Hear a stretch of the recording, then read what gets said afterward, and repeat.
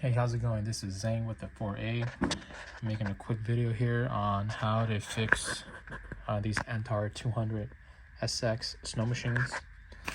I've already taken off the top shell here, but it's very simple. If you look around the shell, there's going to be these small little screws.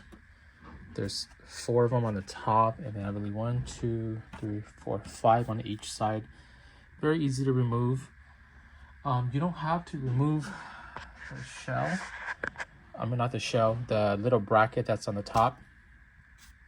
You can just leave them you can just leave them screwed on, and they'll come right off. Just be very careful with some models. The ground wire here is connected to the shell. If you look at it, it's just a clip. If you just unclip it, it'll come right off, and then you can remove the shell. So this is the one without the shell. The main issue that I had a customer was concerned about an issue that he experienced after receiving one of my machines. He said that the fan turns on, but the pump doesn't seem to be engaging. Usually the issue with that is either this feeding hose right here, there's a very small leak in it, or it's not tight. So these zip ties here, they're not tight. Either this, connecting point, or this one on the top. So what we're going to do is we're going to go ahead and just show again a quick video on how to disassemble the pump, or not the pump, the feeder hose here. So what you can do is you can cut the zip tie here off, but what I'm going to do is I'm going to go ahead and remove this motor just so that I have more room to move around.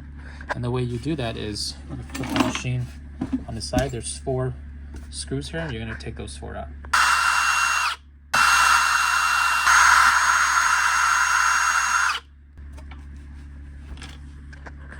What I'll do is I'll remove this feeder hose also.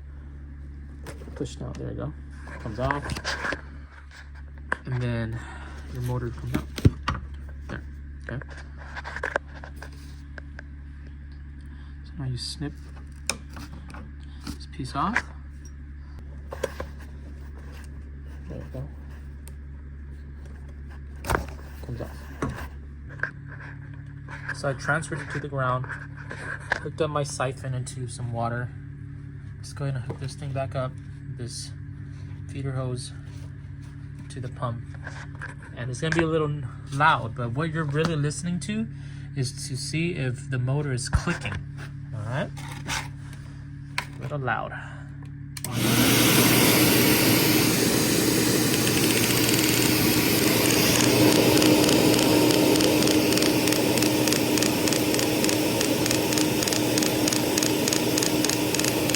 See, in this case, this pump is not working, right? The reason this pump is not working, and how I know that, is because no water isn't siphoning in there. So that tells me that this pump is probably bad. Okay? But then I'll put a new pump in there just to show you guys how it works. Put in a new motor in there, or not new, but like a used motor that I know that works. Siphon everything in. Watch.